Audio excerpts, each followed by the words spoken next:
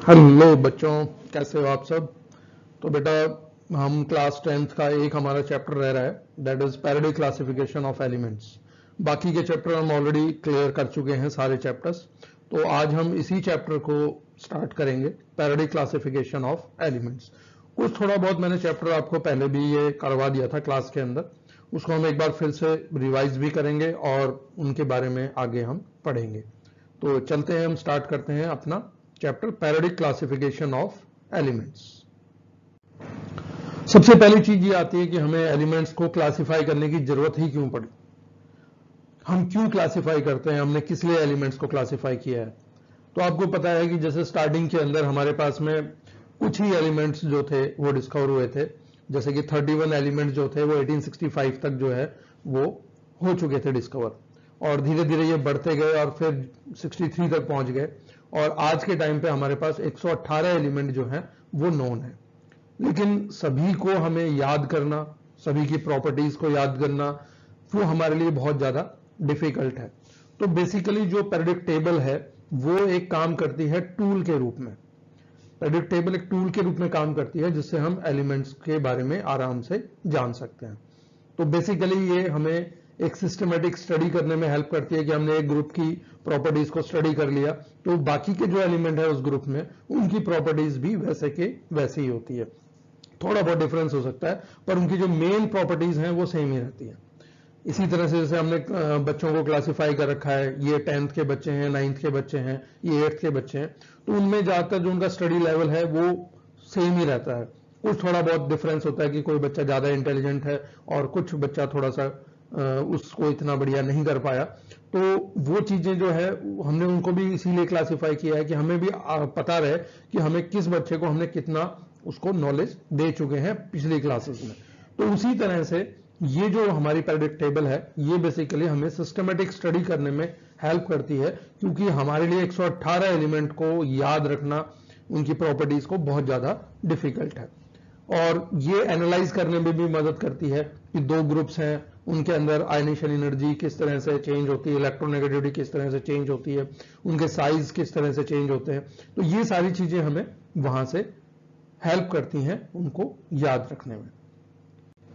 तो सबसे पहले अरेंजमेंट जो है क्लासिफिकेशन का वो कैसे स्टार्ट हुआ, किसने बेसिकली इसको जो है क्लासिफिकेशन करना स्टार्ट किया। तो बेसिकली क्या था, शुरू में जब 30 एलिमेंट्स ही हमारे पास नोन थे तो उस समय पे हमने उनको सिर्फ एक मेटल और नॉन मेटल के बारे में ही ग्रुपिंग कर रखा था, और धीरे धीरे फिर और एलिमेंट्स जैसे डिस्कवर होने लगे तो फिर हमें जरूरत पड़ी कि उन सबको और ढंग से क्लासिफाई किया जाए। तो सबसे पहला जो क्लासिफिकेशन किया था वो किया था डॉबरनियर ने। डॉबरनियर ने जो क्लासिफिकेशन किया था उसको हम कहते हैं ट्राइड्स। ट्राइड्स इसलिए कहा है कि उसने 3-3 के जोड़े बनाए थे।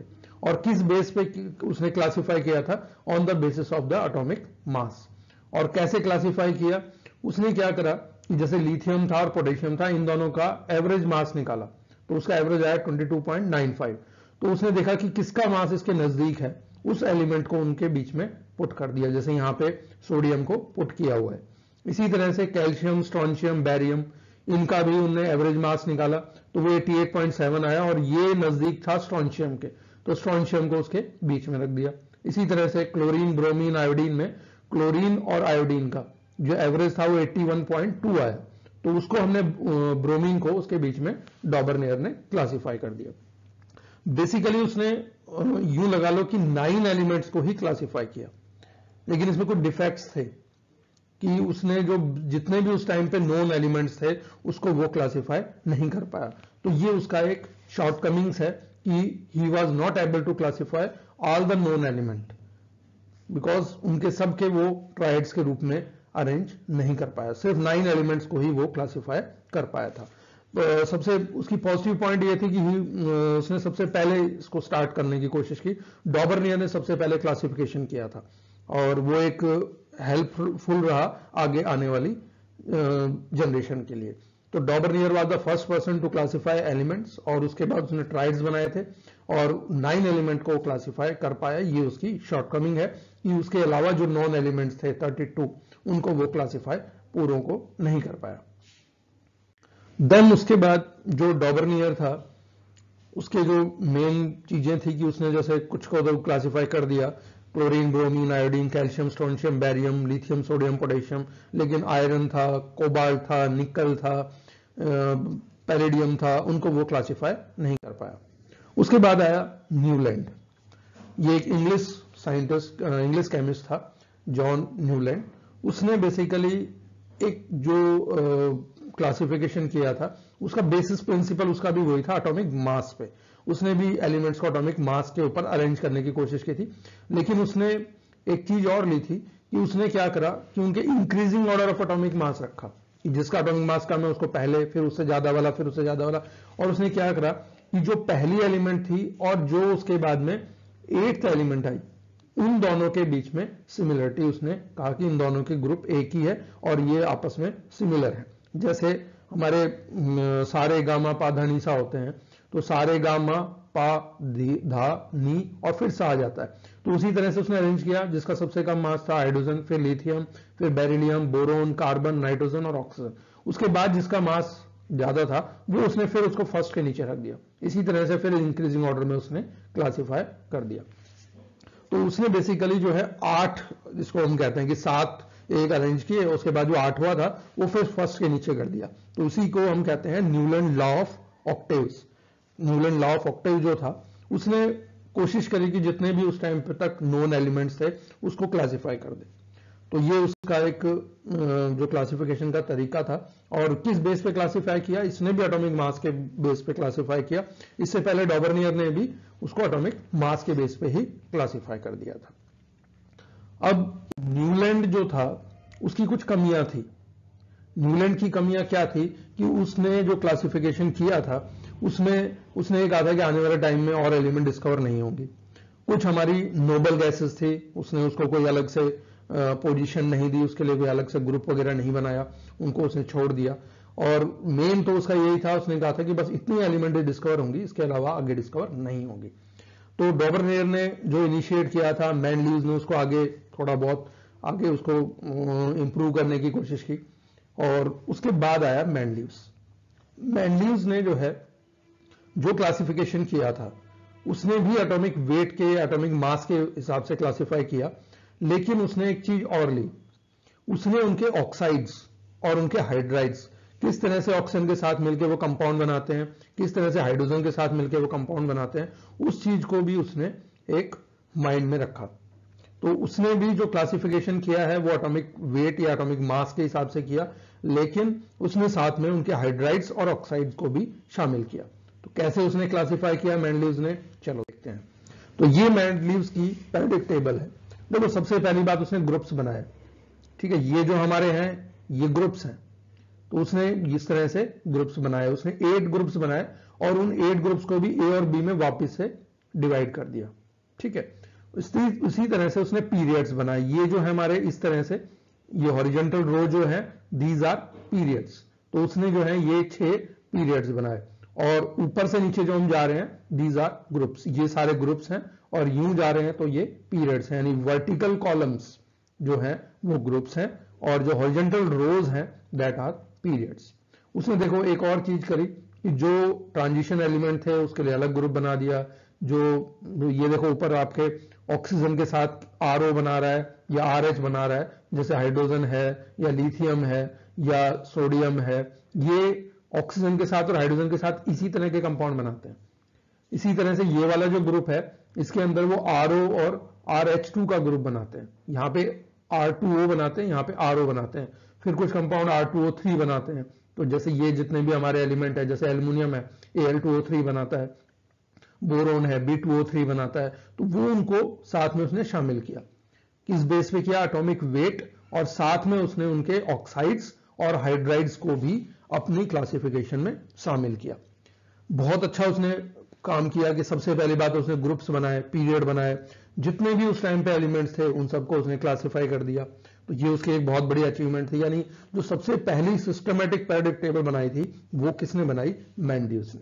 उसको बहुत ज्यादा कंट्रीब्यूशन जाता है। उसने सबसे पहली बार सिस्टमेटिक स्टडी करने के लिए ग्रुप्स में डिवाइड किया टेबल को, पीरियड्स में डिवाइड किया, जो कुछ एलिमेंट्स जो पहले छूट गए थे क्लासिफिकेशन में उनको सबको शामिल किया। यानी जितनी भी जात उस टाइम तक एलिमेंट डिस्कवर हो रखी थी उनको सबको उसने क्लासिफाई कर दिया।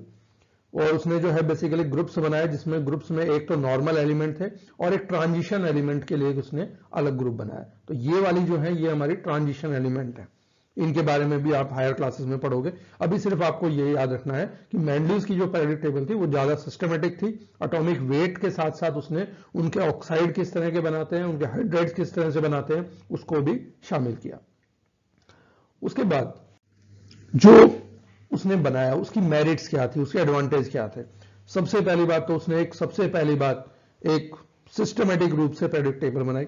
दूसरा, उसने प्रेडिक्ट कर दिया था कि आने वाले टाइम में और भी जो है एलिमेंट डिस्कवर होंगी, उसके लिए उसने क्या करा, गैप छोड़ दिया।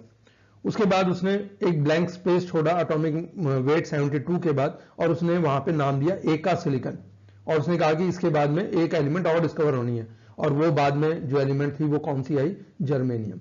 ठीक है, इसी तरह से एका एल्युमिनियम, फिर गैलियम आई, एका बोरोन के बाद में स्कैंडियम आई, एका मैंगनीज रखा तो उसकी जगह टेक्नेटियम आई। तो ये सारी चीजें उसने गैप छोड़ दी। एका एल्युमिनियम की जगह पे क्या आया, गैलियम। ठीक है, एका सिलिकॉन जो है उसकी जगह पे आए जर्मेनियम।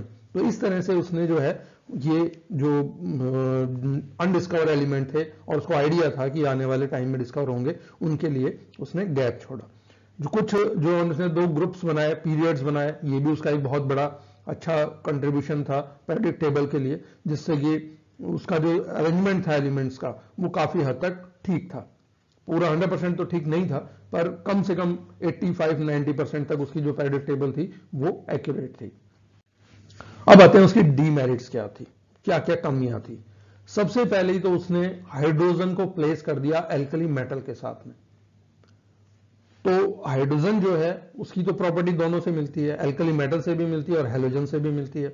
यानी 17 ग्रुप वाला जो है, जो उसने 7th ए में रखा था, और फर्स्ट ए वाले से भी मिल रही थी और उससे भी मिल रही थी, लेकिन उसने उसको रखा कहां पे, एल्कली मेटल के साथ। तो ये कमी है उसकी सबसे पहली। दूसरा, पोजीशन ऑफ आइसोटॉप्स, कि आइसोटॉप्स जो होते हैं, जैसे आइसोटॉप के तो एटॉमिक वेट अलग अलग होते हैं, उनका जो है एटॉमिक वेट जब अलग अलग है, एटॉमिक नंबर तो सेम है लेकिन एटॉमिक वेट अलग अलग है, तो उनको अलग अलग पोजीशन दी जानी चाहिए थी, लेकिन उसने ऐसी कोई पोजीशन नहीं दी, उसने उनको एक ही जगह पे रख दिया। क्यों रख दिया, उसके पास इसका कोई एक्सप्लेनेशन नहीं था।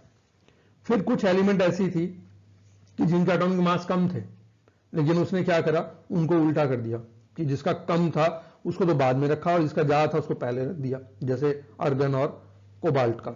ठीक है, इसी तरह से पोटेशियम और निकल का।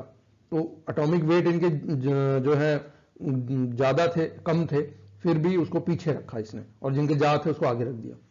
फिर कुछ ऐसे एलिमेंट्स थे जिनकी प्रॉपर्टी जो थी सेम थी, लेकिन उनको अलग रख दिया, जैसे प्लेटिनियम है, सिल्वर है, इनको उसने अलग रख दिया जबकि इनकी प्रॉपर्टी सेम थी। पोजीशन ऑफ आइसोटॉप्स, वो जो हमने अभी डिस्कस किया था, और एनएमएलएस पेयर ऑफ एलिमेंट, ये उसकी कुछ मेंडलीव्स की पीरियोडिक टेबल की कमियां थी। नोबल गैस के लिए उसने कोई अलग से जगह नहीं छोड़ी। हाइड्रोजन की पोजीशन फिक्स नहीं बता पाया क्यों है। आइसोटॉप्स, कुछ एनएमएलएस पेयर जिनकी प्रॉपर्टीज जो एटॉमिक वेट ज्यादा थे लेकिन फिर भी वो आगे पीछे कर दिए उसने। कुछ एलिमेंट थे जो सिमिलर थे, उनको उसने दूर अलग अलग ग्रुप्स में रख दिया।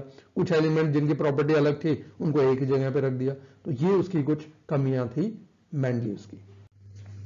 तो हमने अभी क्या पढ़ा, हमने ये पढ़ा कि सबसे पहली चीज हमें एलिमेंट्स को क्लासिफाई करने की जरूरत क्यों पड़ी, फिर डॉबरनियर ने किस तरह से क्लासिफिकेशन किया, उसके बाद न्यूलैंड जब आया उसने किस तरह से अपना ऑक्टेव बनाया, डॉबरनियर ने ट्राइड्स बनाए थे।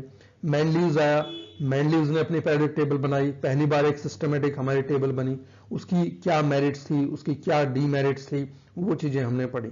आपको इनमें सबकी जो है मेरिट्स और डीमेरिट्स जो है अपनी कॉपी में लिखनी भी है। पहले तो लिखोगे आप प्रिंसिपल, कि उनका प्रिंसिपल क्या था, किस बेस पे उसने क्लासिफाई किया।